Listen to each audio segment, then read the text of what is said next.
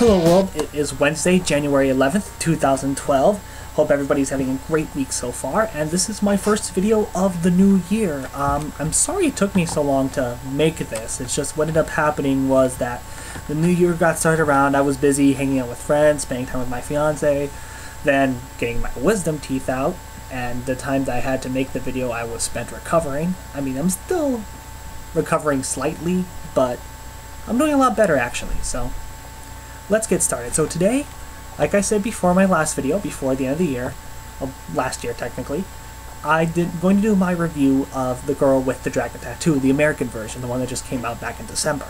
So, The Girl with the Dragon Tattoo is based off the novel by Stieg Larsson, and is a sort of a remake, pseudo-remake, I don't know what you call it, of the 2009 Swedish movie, Swedish adaptations. Because remember, they already made these movies in Sweden, very recently actually.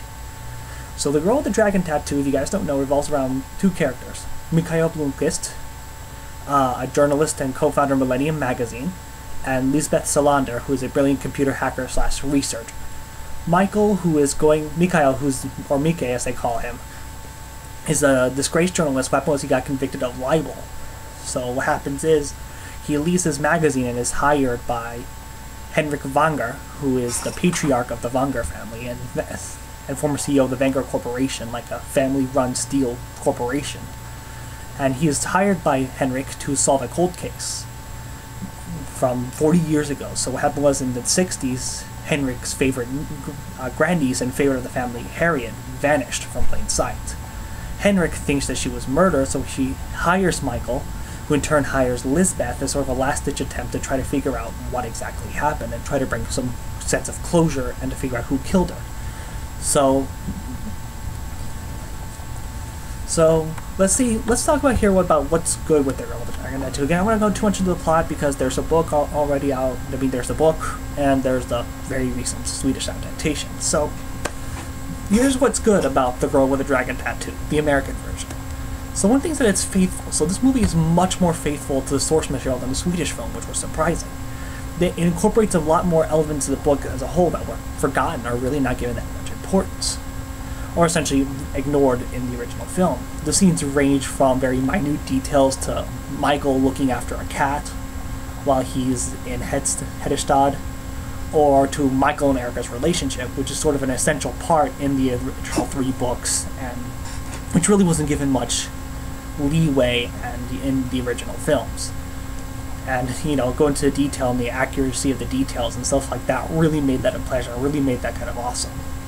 And one of the things I also liked that was very intense and very graphic. Because one of my main worries about the American remakes, like most American remakes of foreign movies, is that they tend to tone down a lot of it, especially the graphic nature. You know? To water down maybe the graphic nature. And that was one of my worries, that, you know, the film and the book has some really graphic scenes and some really graphic details, and I feared that with the American remake, they're going to water those down. However, they really don't do that, you know? Because I remembered that this is David Fincher. This is the guy who gave us Seven and Fight Club, you know, really two intense, really gritty films, and he does an excellent job in keeping that sort of very dark and gritty and intense and graphic feel to the whole movie, and, you know, and it's just fantastic. It really eased my worries, because that was probably one of my biggest concerns about the American version.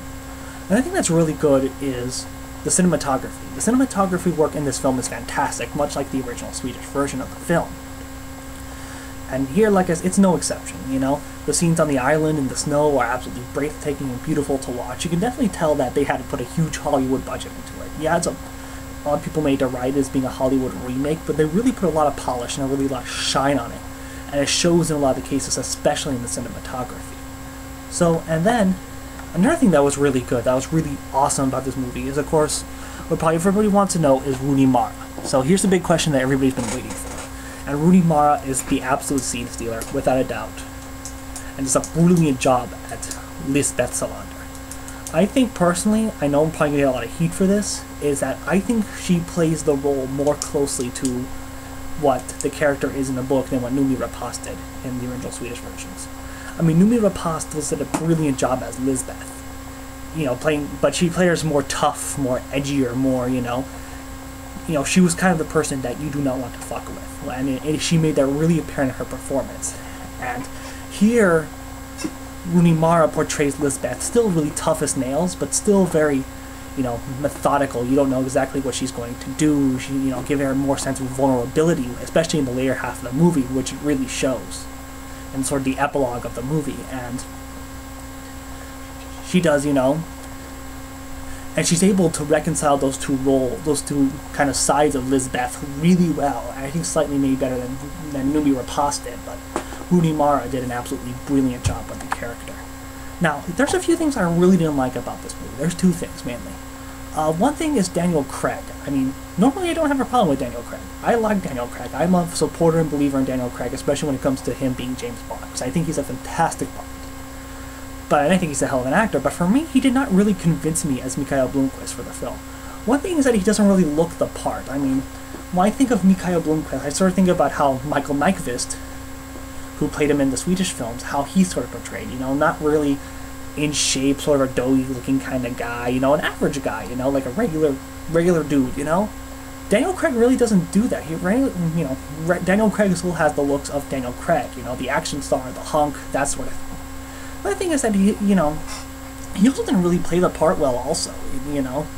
I mean, because one of the things that makes the original film and the book so great is that Michael and Lisbeth are two polar opposites, not only in terms of looks and personality. You know, Michael is outgoing, he's more energetic than Lisbeth, he is more happy-go-lucky than Lisbeth. And here he was always, you know, Daniel Craig always was just brooding the entire time and just, you know, being a party pooper throughout the entire film, and really doesn't do the part any sort of justice whatsoever. Another thing that really bothered me, to get into the subject of the kind of the dichotomy between Lisbeth and Michael, is that there's not really much chemistry between Daniel Craig and Rooney Mara in this film. There really is none of that missing, and part of that, you know, that's one of the things that was missing in the original Swedish adaptation, was that in the original Swedish adaptation, there was such really good chemistry there between the two leads, because, you know, they played off the fact, and they played off really well, that the two were completely different people. And here, you don't really get that. You don't really see that here in this adaptation. So, I mean, it kind of sucked, because it was like, you know, that's one of the things that made the original film and the book so great, was because to see these characters who are probably the most polar opposites that you can get working together, and it just, you know, it made for some really interesting moments and really funny moments as well. So, yeah, that's pretty much it for this. So I guess the bottom line is that The Girl with the Dragon Tattoo is a really good movie.